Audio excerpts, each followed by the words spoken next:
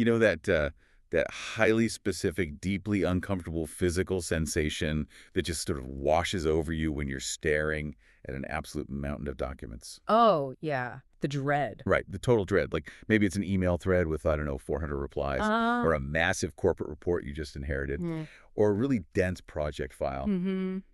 And you're sitting there looking at this towering stack of text, and you have that sudden sinking realization that you have to somehow read, understand, and actually use every single piece of that information. It's a clock is always ticking. Exactly. The Yeah. pressure is on, and you are completely drowning in information overload. It's such a universal struggle.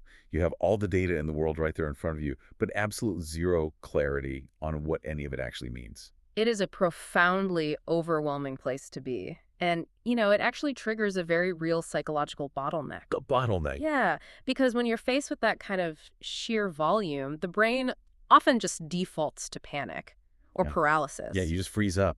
Right. We try to read every single word linearly, left to right, page 1 to page 500, treating a minor administrative email with the exact same weight as a critical contract clause. Which is exhausting. It's impossible. You're essentially paralyzed by volume, creating this illusion of knowledge. You feel like you're working hard because your eyes are moving across the page, but nothing is actually sticking. Nothing at all. And that is exactly what we are going to dismantle in today's deep dive. Yes, our mission today is to figure out how to transform that chaotic mountain of raw data into a razor-sharp strategic advantage. A very necessary advantage. Truly. So to do that, we are diving into a really fascinating source document. It's titled Mastering the Art of Case File Analysis, an Advocate's Guide. Prepared by M. Usman Khan, advocate. Right. Prepared, edited, and compiled by him. And it's part of the 2026 Legal Professional Series. Now, on the surface, this text was written specifically for legal professionals dealing with, massive litigation files. But the framework it lays out? Exactly. The framework is essentially a masterclass in critical thinking that applies to anyone in any industry dealing with way too much information. That is the true value of this document, I think. It tackles that exact psychological bottleneck we were just talking about. Yeah. Because, as the executive summary points out, for the legal practitioner, and really for any modern professional, the primary challenge is almost never a lack of information. Right. We live in an age of infinite data. Exactly. The challenge is the overwhelming, unfiltered volume of it. So the author proposes a pretty radical methodology to cut through that noise. Okay, let's unpack this. Because the core philosophy of this entire document hinges on one profound mindset shift. It really does. The author states that true proficiency, true mastery over your material is found in the transition from reading for volume to reading for structure. Reading for structure, that is the fundamental pivot right there. Yeah. The guide points out that every advocate begins their career buried under what it calls thick bundles and endless pages. I can only imagine. Right. But the realization that actually elevates a professional is understanding that comprehension does not come from memorizing every single word. No. It comes from identifying the skeletal structure of the situation. By applying a systematic filter, we turn confusion into clarity. I want to ground this in a reality we can all relate to, just because the legal jargon can get a bit dense. Good idea. Let's imagine a running hypothetical for this deep dive. Imagine you are a mid-level manager and you've just inherited a nightmare project. We've all been there. We really have. So your company's rollout of a massive new software system with a third-party vendor has completely failed. The person who was running the project quit. And now you've been handed a digital folder containing thousands of emails, vendor contracts, angry Slack messages from your IT department, technical specs. Total chaos. Total chaos. You are staring at the screen. Where do you even begin? Well, according to the guide, you start by defining your target, which the legal world calls starting with the relief. That is step one of the framework. It asks the reader to identify the ultimate target. What exactly is the client asking the court to grant? Right. Or, in your corporate software scenario, what is the specific outcome you, as the new project manager, actually need to achieve? What is the actual ask? If your goal is to get the vendor to fix the software bugs at no extra cost, you are going to read those thousands of emails entirely differently than if your goal is to break the contract and get a full refund. Completely differently. If you do not know the specific outcome you're aiming for, you can't possibly know what matters in that massive stack of data. No, you'd just be lost. The guide insists that every single document in the file must be read exclusively through the lens of achieving that specific outcome. It establishes an anchor for your attention. When you read for volume, you read passively. You're just soaking in every grievance and complaint. But when you read for relief, you read actively. Yeah. You are constantly interrogating the text, asking, does this specific Slack message help me get the refund my company is asking for? Does it hurt our chances? Or is it completely irrelevant? It just immediately filters out 90% of the noise. Exactly. So once you know what you want, the guide moves to mapping the players. It tells advocates to identify the parties. Step 2. Yeah. The document stresses that roles matter deeply. You have to define the relationship between everyone involved: borrower, guarantor, plaintiff, defendant. If we connect this to the bigger picture, knowing who isn't just about keeping names straight on a whiteboard. No, the guide points out that jurisprudential standing often dictates the entire success of a case. Jurisprudential standing. That is a heavy legal term. It is, yeah. But in practice, it just means understanding the legal or contractual right. A specific party has to even be involved in the dispute, right? Precisely. It asks whether the person making the complaint actually has the authority to make it. If we look at your software rollout disaster, you might spend weeks building a massive argument based on emails where your marketing director is just furious at the software vendor. Okay. But if you look at the actual contract identifying the parties, you might realize the vendor's only contractual obligation was to the IT director. Oh, wow.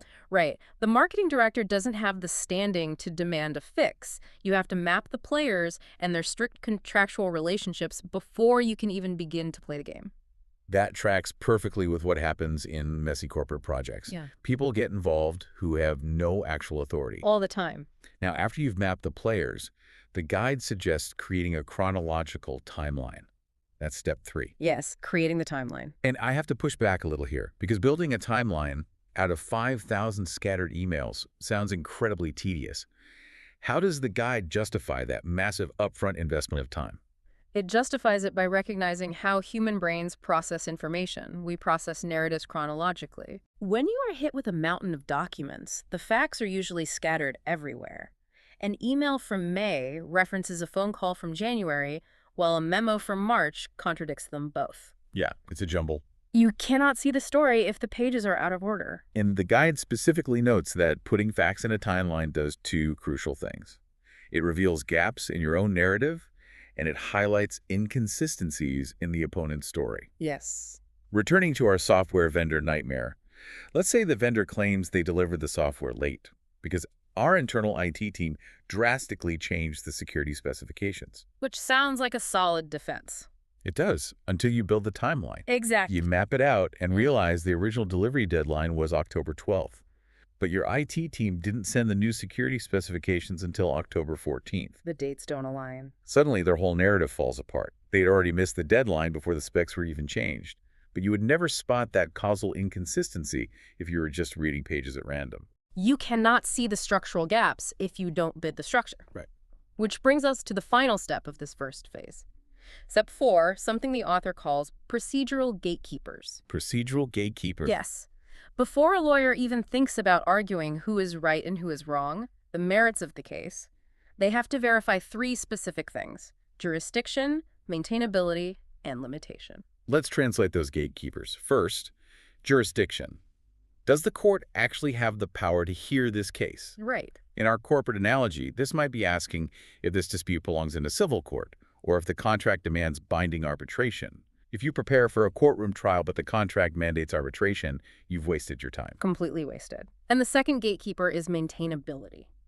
This asks a fundamental question. Is this the type of issue the law even provides a remedy for? Meaning, not every wrong has a legal fix.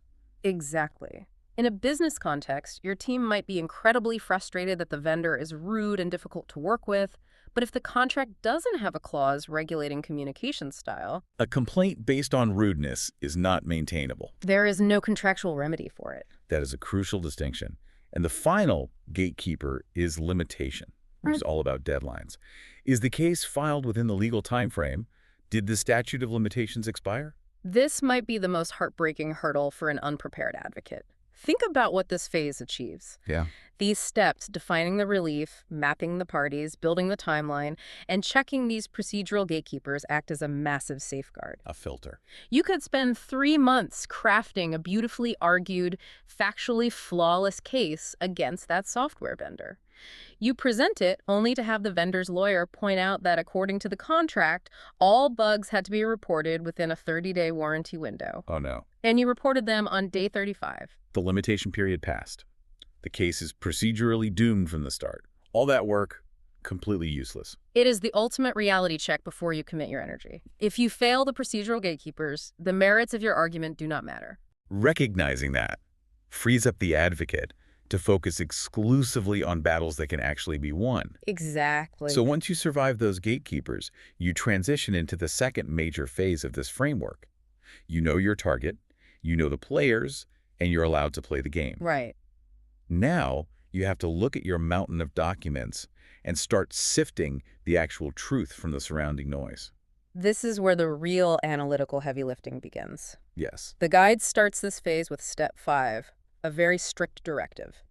Separate facts from allegations. Here's where it gets really interesting, because the author writes that in an advocate's eyes, an unsupported claim is merely noise. Merely noise. I think we all struggle with this. When we read an angry email from a colleague saying the vendor promised us the feature would be ready, we internalize that as a fact. We do, but it is an incredibly dangerous habit. In any complex dispute, there is a lot of finger-pointing and emotional storytelling. But the guide is explicit. Only facts supported by admissible documentary evidence carry actual weight. An allegation is just a story someone is telling. Evidence is proof that the story is true. So if someone says they promised to deliver, that is an allegation. Noise. Right. But if you find an email from the vendor stating, we commit to delivering the feature by Friday, that is an admissible documented fact. Exactly. When you're combing through hundreds of pages, you have to brutally separate the two. You cannot build a winning strategy on someone's emotional recollection. Which naturally leads to the next directive, step 6, examine documents closely. The guide warns that the devil is in the details, urging the reader to scrutinize dates, signatures, and registration stamps with relentless focus. You know, it is fascinating how the author highlights this. They point out that inconsistencies in these supposedly minor details are often the very things that decide the fate of major cases. Oh, absolutely. There are legendary stories in legal circles about this exact thing. For instance, massive multi-million-dollar real estate disputes have completely unraveled because one side produced a signed lease renewal, but a meticulous lawyer noticed the notary stamp on the document was dated February 29th on a year that was not a leap year. That is a perfect example. A forged date, a missing signature on page 42 of a 100-page contract, a digital timestamp that precedes the actual creation of the document. The tiny cracks. Those minor details are the load-bearing columns of your opponent's structural framework. If you find a crack in a signature or a timestamp, the entire complex argument they built on top of it comes crashing down. Okay, so you filtered out the emotional noise, you separated the facts, and you scrutinized the tiny details to find the cracks. Right. Now you have to present your findings. The guide calls this next step, step 7, framing the legal issues. This is truly a masterstroke in advocacy. Framing the issue is where you take control of the narrative. The guide says this is about distilling all that chaos, all those thousands of pages, into precise questions that the court or the decision maker needs to answer. Yes. And the strategic insight here is brilliant. It says, if you frame the questions correctly, you actively guide the court toward your desired answers. You aren't just presenting a data dump. You are setting the parameters of the debate. How so? Well, let's look back at our corporate software disaster. You don't walk into a board meeting and say, the vendor is terrible. Look at all these emails. Right. That just invites chaos and subjective opinion. Exactly. Instead, you distill the issue into a highly specific binary question based on the facts you've organized. Something like, did the vendor's failure to deliver the Phase 1 security update by October 12th constitute a material breach of Section 4 of our contract? Exactly that.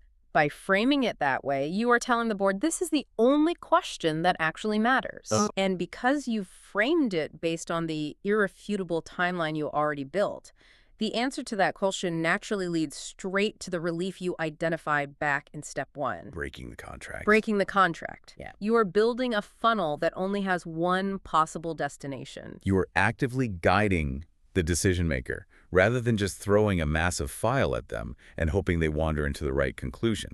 It's incredibly strategic. And that strategic mindset carries us into the final phase of the framework. We've reached the battle plan and what the author calls the ultimate test. Yes, step 8. This phase is all about anticipation. The guide is blunt. Read the opponent's pleadings. Crucial step. To clarify for those outside the legal field, pleadings are the formal written statements filed with the court where each side lays out their claims and defenses. Right. The text says that to win, you must know your opponent's case better than they know it themselves.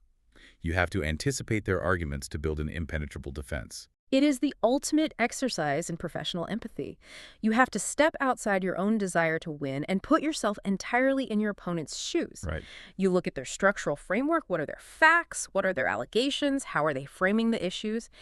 If you understand the vendor's excuses better than the vendor does, nothing they say in a meeting will surprise you. It is exactly like anticipating the objections from the finance department before you pitch a new budget. Exactly. If you know finance is going to complain about the upfront cost, you build the long-term ROI into the very first slide of your presentation. You beat them to it. So once you've anticipated the opposition, the guide moves to step 9. Connect facts to law. What's fascinating here is how the author phrases this. They say, law does not exist in a vacuum. You can't just memorize legal statutes and expect to win. You must apply relevant statutes and judicial precedents specifically to your facts to create a compelling legal narrative. This is where the translation to everyday professional life is so clear. For the lawyers, this means connecting their timeline to judicial precedents. Right.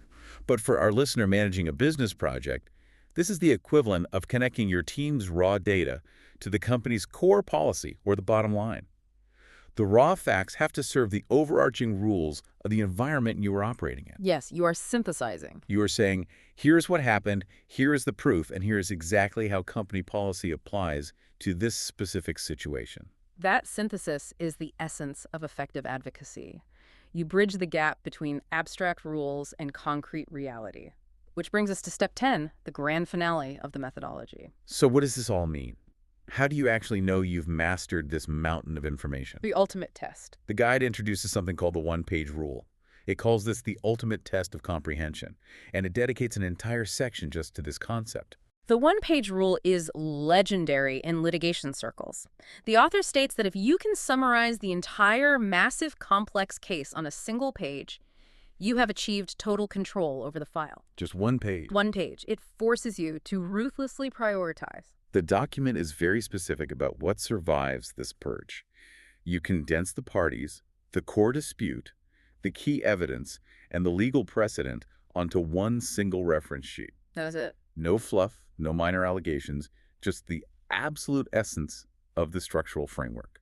The reason this is considered the hallmark of a senior advocate becomes obvious during high-pressure situations, particularly cross-examination. Oh, yeah. For context, cross-examination is the part of a trial where the opposing counsel aggressively questions a witness. It is chaotic by design. Extremely stressful. The opposing lawyer is throwing curveballs, trying to confuse the timeline, trying to fluster the witness and the advocate. If you are reading for volume in that moment, relying on your memory of a 500-page file, you're going to get lost in the weeds. You'll start scrambling through thick binders, trying to find one specific email date. The silence stretches out, you start sweating, and you completely lose the thread of the argument. It's a nightmare scenario. But if you have your one-page rule implemented, you have your entire structural framework sitting right in front of you. Right there on the desk. You can handle the chaos of cross-examination or a brutal Q&A session with your CEO because your anchor is crystal clear. You know the core dispute, you know the key evidence, and you know the ultimate relief. The noise just bounces off you because you maintain total control of the structure. Exactly. Looking at the conclusion of M. Usman Khan Advocate's Guide, they sum up this entire philosophy perfectly. Efficiency is the product of disciplined methodology. Discipline methodology. By moving away from the overwhelming anxiety of bulk reading and moving toward structural analysis, a professional ensures their preparation is both exhaustive and strategic. Exhaustive because you've scrutinized every tiny date and signature, but strategic because you've filtered it all through the lens of the specific outcome you want. This framework serves as the absolute foundation for successful litigation. But the mechanics of it, defining your relief, building chronologies, separating facts from noise, and shrinking it down to a single page, are universal tools for clarity. Exactly. For you listening right now, applying this systematic filter can rescue you from information overload in whatever arena you operate in. Wherever you are. Whether you are analyzing a corporate merger, evaluating a complex real estate deal, or just trying to organize a chaotic community project with a dozen loud voices, find the skeletal structure, stop reading for volume, and start reading for structure.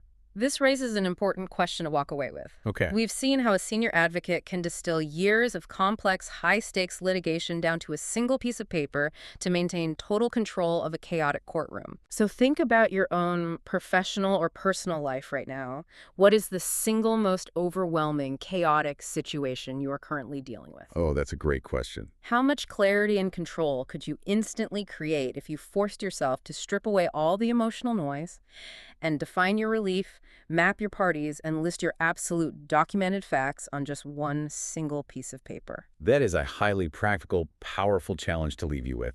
A huge thank you for joining us on this deep dive into mastering the art of analysis. Keep looking for the structure and the noise. Try out that one-page rule on your next messy project, and we will catch you on the next one.